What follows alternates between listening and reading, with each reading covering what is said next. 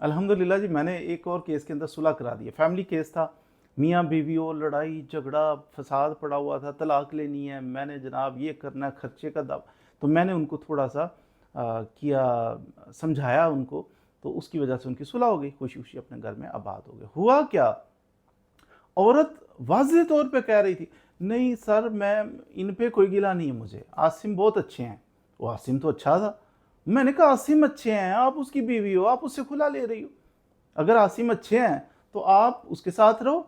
नहीं, फसाद बड़ा पड़ा हुआ है, मैं इसकी माँ के साथ नहीं। वो बेचारा था एक सरकारी मुलाजिम। आसिम अच्छे हैं, लेकिन बाकी मेंबर फैमिली के जो है ना, वालदा इसकी वो मुझे पसंद नहीं है, लड़ती है मेरे साथ, मैं अलहदा ही होना है। आसिम या तो माँ को रख ले या मुझे रख ले, ये इशू था। अब मैंने उन्हें समझाया, मैंने कहा देखिए बेटा, आप आसिम अच्छे हैं, आपने आसिम के साथ ज़िंदगी गुजारनी है, लेकिन आपकी जो ख्वाहिश है कि आसिम अपनी माँ को छोड़ दे, बस मुझे अलहदा मकान लेके दे, मैं अलहदा रहना चाहती हूँ, माँ को छोड़ दे, तो ये चीज़ जो है ना, ये गलत है। माँ, एक ही बच्चा था उसका, एक ही बेटा था।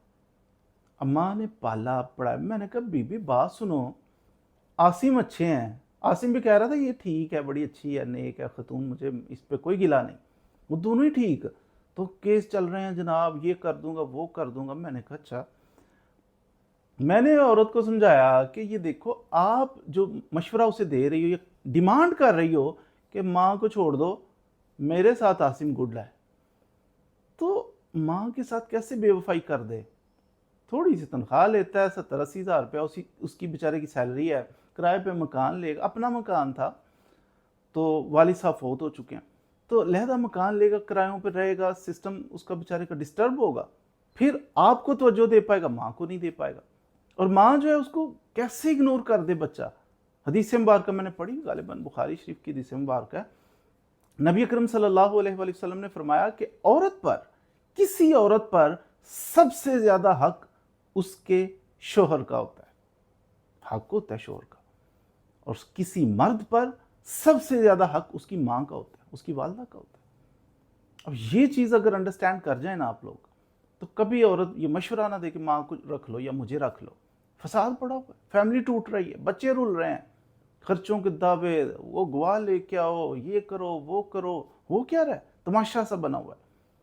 सबसे ज्यादा मर्द पे हक उसकी माँ का। और जो आप एडवाइस कर रही हो, डिमांड करे माँ को रख लो या मुझे, वो माँ जिसने इसको बेचारे को पाला, कोई 25-30 साल, इसको कब शुरू हुआ था, पैदाइश से पहले से माँ सेक्रीफाइस करना शुरू हुई थी, फिर पैदा, फिर उसको एक एक निवाला दे के आंखों के सामने बढ़ा किया, उसकी क्या नाज नहीं उठाए होंगे माँ ने।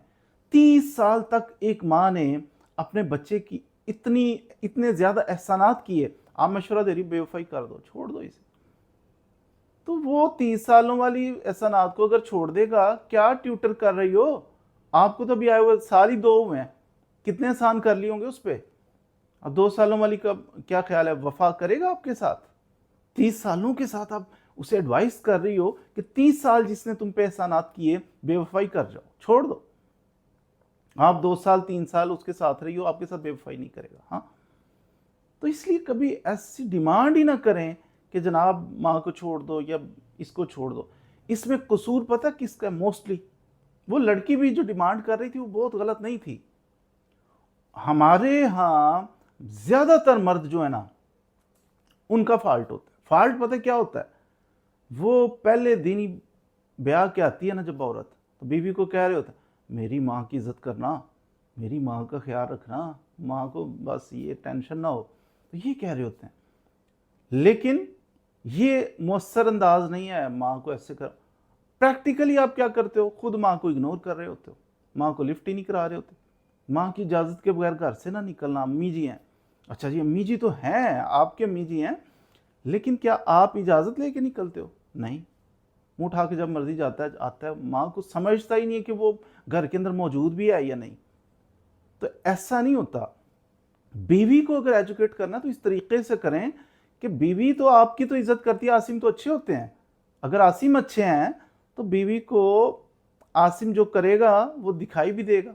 अगर आसिम अपनी माँ के पाँव दबाता है, आसिम अपनी माँ की इजाज़त लेके जाता है, आता है, सलाम करता है, माँ जी का हाल चाल पूछता है, तो उसको समझ आ जाएगी कि आसिम जो है माँ के कुछ लगते हैं। तो ये अदब का एक रिश्ता है, ये एक बड़ा रिश्ता है। तो आसिम भी माँ को लिफ्ट ना कराए, बदतमीजियाँ करे माँ के साथ, तो वो यही सीखेगी। वो भी फिर डिमांड थोड़ी थोड़ी उसकी हो जाएगी कि छोड़ ही दो, उसे पता चल जाएगा कि ये आसिम जो है ये माँ के साथ वो इतना ठीक नहीं है। हाँ, दिल में बड़ा प्यार करता हूँ सर माँ के साथ, माँ छोड़ी नहीं जाती। और छोड़ी पकड़ी कौन सी है तुमने? माँ को पकड़ना है तो इस तरीके से पकड़ें कि भाई उसका नेमल बदल ही कोई नहीं। माँ सो रही है, जाग रही है, उठ रही है, बैठ रही है, हर वक्त आपके लिए दुआएं कर रही होती है, हर वक्त दुआएं कर रही है। आप कभी घर से लेट हो जाए ना तो माँ की हालत देखें कि वो माँ किधर है, कब आएगा, कैसे। तो वो तो जैसे कोई बंदा मजबूर, नशा नहीं होता किसी बंदे को, माँ को बेटे से मोहब्बत का नशा होता है, क्यों वो रह ही नहीं पाती उसके बगैर। वो नशा, उसकी मोहब्बत होगी बेटे की तो फिर ही सर्वाइव करती है। माँ ऐसी चीज़ है, आप इग्नोर कर रहे होते हो माँ को। बीवी के बहुत सारे हकूक हैं। बीवी जनाब, उसको ये आजकल शऊर है, हमारी ख़वातीन को ये शऊर है कि ज़िम्मेदारी है आपकी, नानो नफ़का दो मुझे, ख़र्चा दो मुझे, ये शोहर की ज़िम्मेदारी होती है। ये औरतों को पता है, ये औरतों को पता है कि छत प्रोवाइड करना शोहर की ज़िम्मेदारी, लिबास प्रोवाइड करना शोहर की ज़िम्मेदारी। ये सारा इस्लाम पढ़ा हुआ है औरतों ने। और फिर औरत जो होती है वो उस पे बाइंडिंग नहीं है कि वो सास की खिदमत करे, ये पढ़ा हुआ है औरतों ने। ये नहीं पढ़ा सिर्फ हमारी औरतों ने कि जो माँ होती है उसका हक जो है पूरे ज़माने में सबसे ज़्यादा इस मर्द पे हक इसकी माँ का है, ये छोड़ जाती है, ये नहीं पढ़ती। और उसको फोर्स करती है, नहीं माँ तुम्हारी ऐसी, माँ तुम्हारी वैसी। माँ की हर वक्त वो कर रही हैं, माँ को छोड़ने की तरगीब दे रही हैं। आसिम बहुत अच्छे हैं, ये मेरे साथ आए, हम अलहदा रहें, बस माँ को छोड़ दे किसी तरीके से, गलत है। आज की जो बहू है कल की यही तो, ये भी तो सास होगी कभी। तो इसलिए बेवफाई की तरगीब देना मुनासिब नहीं है कभी भी किसी औरत को भी। तो वो आसिम जो थे, वो थोड़ा सा मैंने उन्हें समझाया कि खुदा का खौफ करो कि माँ है, बूढ़ी है, तो उसको कैसे छोड़ सकता है। और बंदे का फॉल्ट सारा इतना सा था कि औरत को ख़राब करने में तो हाथ ही सारा बंदे का था कि वो खुद रिस्पेक्ट नहीं करता। खुद माँ का दिल में वो माँ होती है, बहुत शानदार है माँ तो जिंदाबाद, लेकिन प्रैक्टिकली कुछ भी नहीं। भाई आप उसके सामने माँ की खिदमत करो ना, माँ का हुक्म बजा लाओ ना, माँ के पाँव दबाओ, माँ से इजाज़त लेके जाओ, माँ से पूछो, अहमियत दो उसको। बूढ़ी औरत जिसने सारी जवानी गुजार दी आपकी खिदमत में, बालों में सफ़ेदी आ गई, अब उसको अहमियत क्यों ना दो आप अहमियत देना शुरू, आज से में अहमियत देने शुरू हो गए ना, तो फिर ये बीवियाँ जो है ये भी मोहब्बत करेंगी, ये भी अच्छी होती हैं। ख़वातीन जो है हमारे सोसाइटी के अंदर, माशरे के अंदर, ये अच्छी होती हैं, इनको ख़राब किया जाता है। थोड़ा सा आपका बिहेवियर अपनी माँ के साथ अच्छा ना हो तो इनको फिर तरगीब मिलती है कि नहीं ये कोई अहम चीज़ नहीं है। दूसरा, इनको अगर पीछे से ट्यूटर किया जाए थोड़ा थोड़ा, अरे सास से बच के रहना, सास दुश्मन है, सास दुश्मन है, तो ये बेचारियों के दिमाग में वो चीज़ आ जाती है। अदरवाइज़ औरतें बहुत शानदार हैं। हाँ, हमारी ही तो बेटियाँ, हमारी ही तो बहनें हैं सारी, तो ये हमारे माशरे का हिस्सा है, कोई अनोखी चीज़ें नहीं होती।